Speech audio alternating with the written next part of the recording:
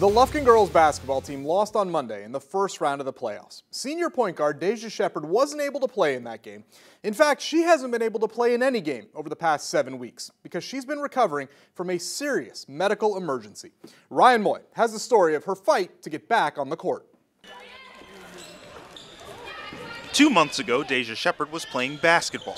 Number 13, Deja Shepard with The Lufkin point guard lived and breathed the sport. She was our floor leader, the kids kind of fed off her, She loved to be in the gym, loved to work, and she's one of those players that, everybody followed.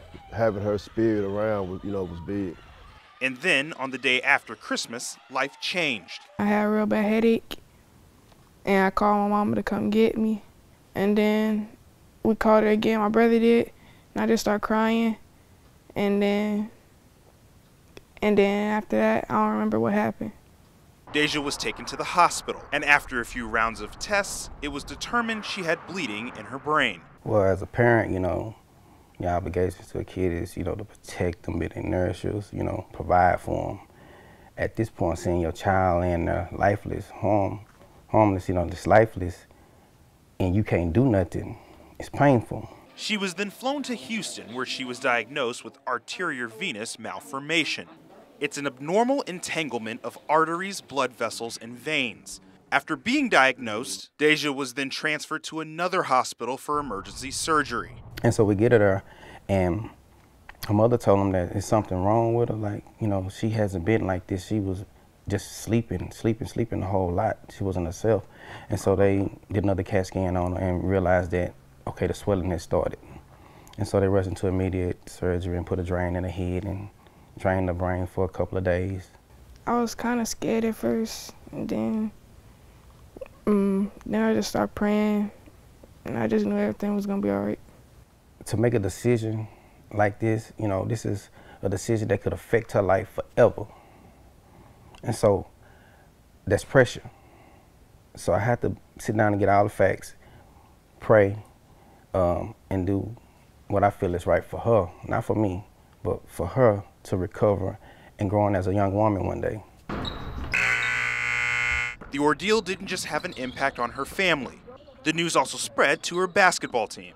Deja Shepard is one of those, a special person. And anybody that can fight through this and come back on the other side is her. AVM can go undetected, and this was a wake-up call for Coach Scroggins. Well, we never thought of, anything like that, which makes it even more scarier. So it was scary. Now, obviously if my kids start talking about their, have headaches, it's something I'm gonna think about and, try to go and get them checked out and make sure everything's okay. Shortly after surgery, Deja was released. Her life went back to normal surprisingly fast. The very next day after surgery, I'm outside feeding the horses. I'm out in the field, and I hear a basketball bouncing. Boom, boom. And I look up and it's her shooting the basketball. I'm just a positive person.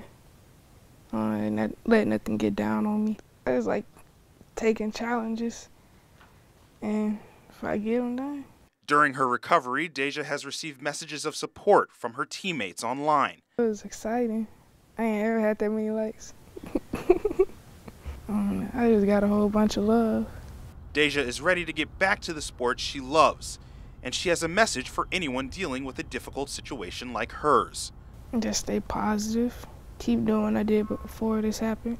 If you don't, you won't be nothing in life. You just be a negative person. I just want to stay positive. In Lufkin, Ryan Moy, CBS 19 Sports.